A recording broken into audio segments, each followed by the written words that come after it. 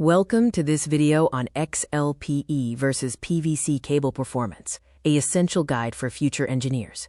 Engineers must carefully balance cost and performance.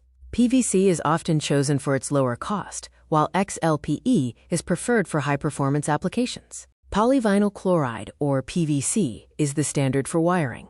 It is flexible, chemically resistant, and cost-effective.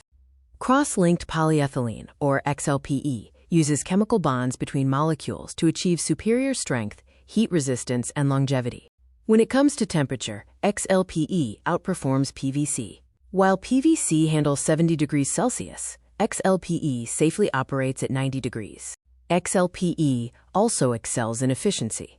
It contains high voltage more effectively than PVC, which can experience greater energy loss. Durability is another key differentiator. XLPE is engineered to resist physical damage and stress, whereas PVC is noted primarily for its flexibility. In the event of a fire, safety is paramount. XLPE emits significantly less toxic smoke compared to the chlorine-based smoke released by burning PVC. Both materials pose environmental challenges. PVC production involves toxic chlorine, while XLPE, though chlorine-free, can be difficult to recycle. Think of it like vehicles. PVC is like an economy car for simple needs, while XLPE is a heavy-duty truck designed for demanding, long-term performance. This matrix summarizes the key differences in heat, voltage, durability, and cost between the two materials.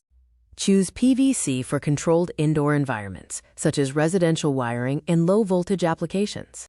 Conversely, XLPE is the ideal choice for industrial power grids, high-voltage systems, and harsh environments where resilience is vital. Smart engineering means evaluating total lifecycle costs, matching the material to the task, and prioritizing long-term reliability. Thank you for watching this overview of cable performance.